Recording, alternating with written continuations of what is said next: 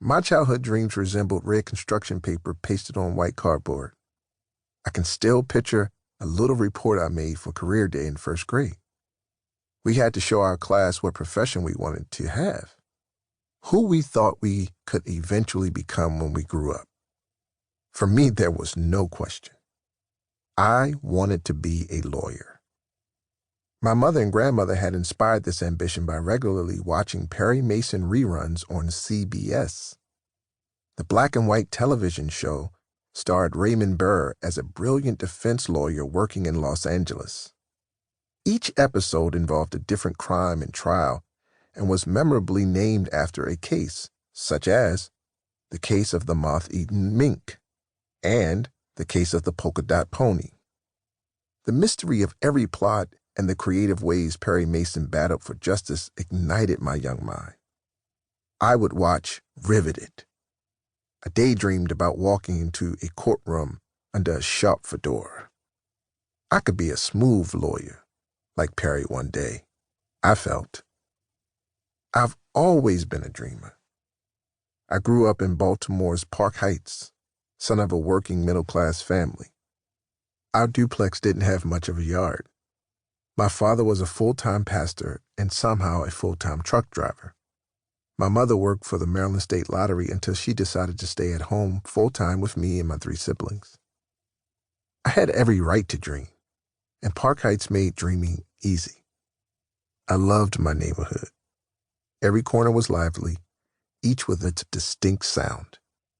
On one corner, you could hear the trash talk of old men playing checkers outside the row houses. Then just a block down the street, you could hear hip-hop music coming from someone's stoop with young men arguing over a game of dice. I was inspired by those simple echoes.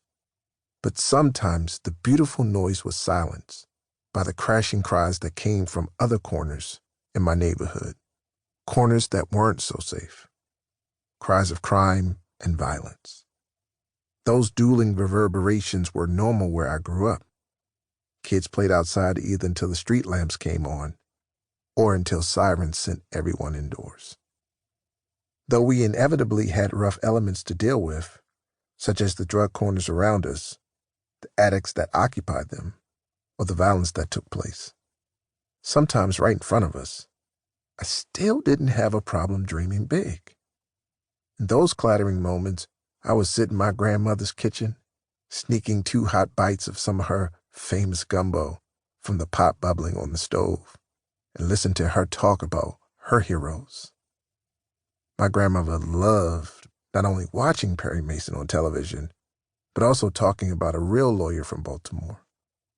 Thurgood Marshall studied law at Howard University and graduated first in his class. After Howard, Marshall opened a private practice firm in Baltimore. He was the first African-American member of the U.S. Supreme Court and served on it for 24 years until 1991. He also just so happened to have grown up not so far away from Park Heights. In 1954, while chief counsel for the National Association for the Advancement of Colored People, Thurgood Marshall served as chief attorney in a landmark case before the Supreme Court. It was one of the greatest and most meaningful court decisions in U.S. history.